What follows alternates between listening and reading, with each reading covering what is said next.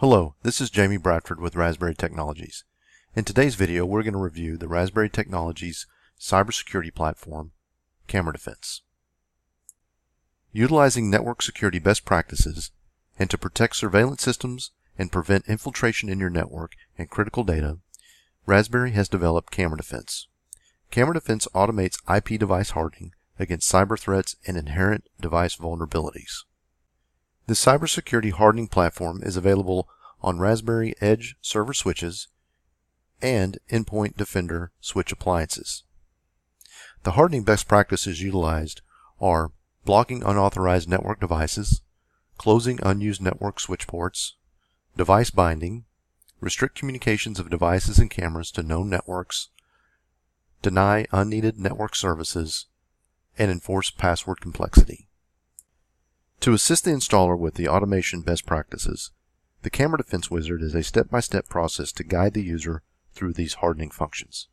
Within the Razberi Server Switch Appliance or the Endpoint Defender Switch Appliance, the CameraDefense tab is selected. In the first step, or introduction, the installer must ensure that all cameras or other devices are connecting and generating traffic, that a VMS or digital control system is configured and up and running. And if you have any addresses or networks that you want to whitelist, it may be helpful to have those beforehand. We click We Understand and we step to the next process. So the first step is device binding. This is the act of closing unused ports and binding the device to the port. As you can see in this example, we have two access cameras. We display their MAC address. We have a link state that's up. The port is enabled, so the result is bound. That means these devices are hard-coded or bound to these specific switch ports. You'll notice that I don't have anything else connected to these switch ports, so there's no link, so the result is disabled. So we're binding the devices and we're disabling or closing those unused ports. The next step is device groups. A device group is a set of similar devices assigned to the same security policies. So in this example, we have two devices. They do happen to be cameras, so I'm going to apply them to just a single group. But if I had other devices like access control or intercoms or other type IP devices, I may want to create a secondary group and place those devices in that group. This allows me to step through the firewall and whitelist security policies and apply unique policies to groups instead of individual ports. The next step is the firewall. The firewall is service filtering for what services are allowed for the devices to communicate with or allowed to communicate to the network. So by default, we allow HTTP port 80, HTTPS 443, and RTSP for real-time streaming protocol, H.264 and H.265. If there was other specific services that I wanted to allow into the device or the device to communicate with, I can allow those by selecting from this drop-down list. Some other common services that are familiar in the physical security industry. If there's a custom service that needs to be inputted into the firewall or filtering, I can select Allow Custom Services and customize those type services that I need for the device or for the network to communicate with. Select TCP or UDP, the port number, and save those into the firewall. This filtering service allows you to utilize the services needed for the device and the network to communicate and deny or remove unneeded services that could be problematic or produce a vulnerability within the device or the network. The next step is whitelist.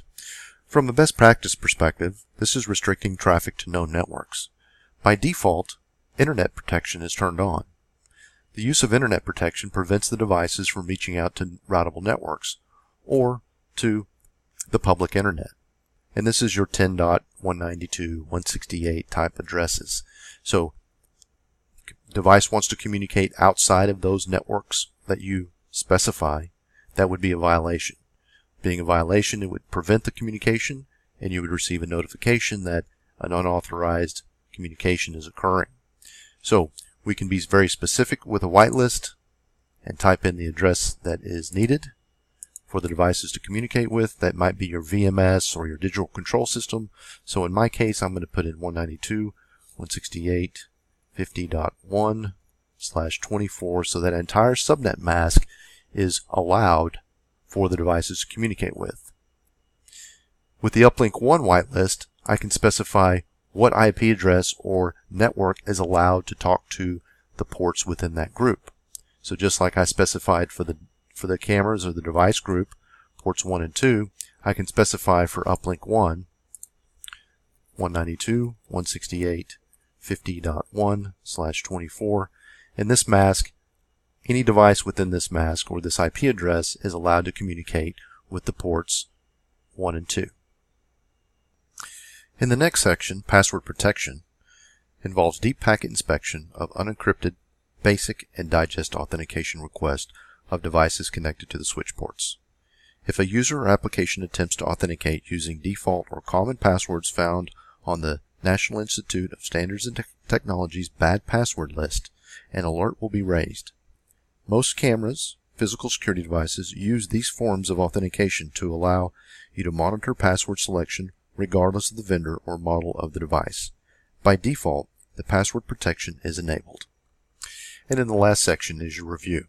This is your opportunity to review all the settings that you've walked through, from device binding, your device groups, service filtering, restricting to known networks, and of course, enabling of password protection.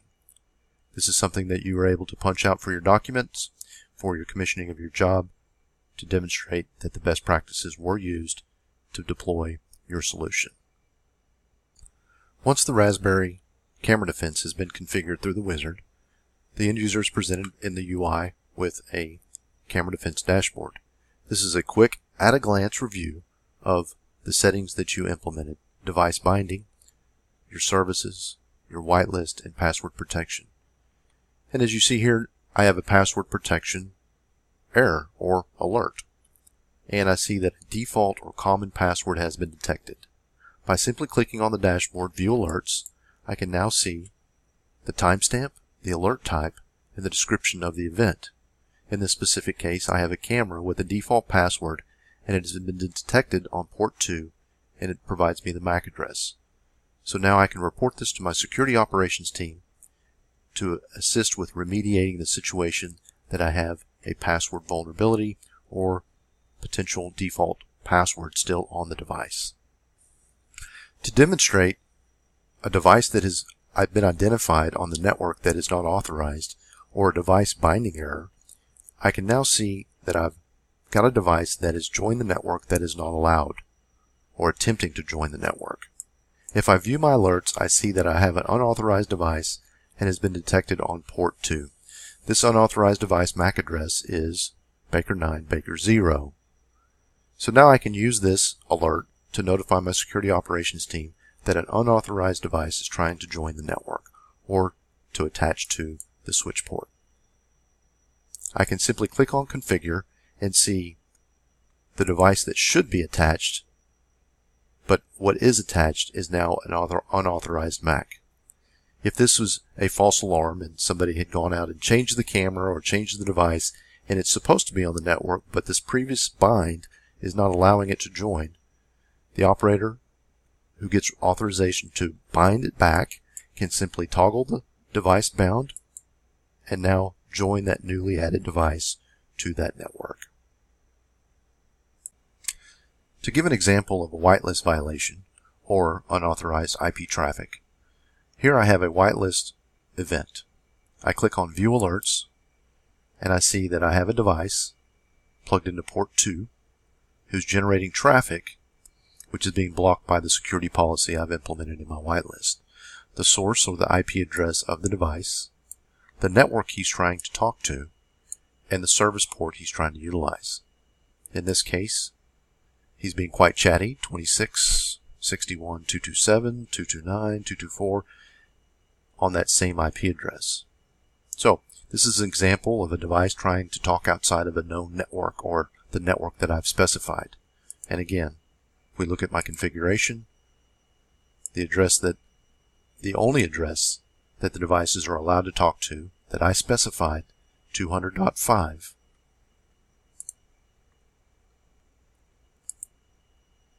does not match the device is trying to communicate with .19, thus it's being blocked and thus receiving a network notification. So in the next video, I'm going to demonstrate how these alerts get fed into Raspberry Monitor, and you can utilize network monitoring tools as well as VMS integrations to support the event notification and the alerts to your security operations team. For more information on Razberi Technologies product and services, please visit us at www.razberi.net or contact our sales department at salesinfo@razberi.net, or please call us at 469-828-3038. Again, thank you for joining us for this video, and look for more videos from Razberi Technologies, including Raspberry Monitor, our newest platform.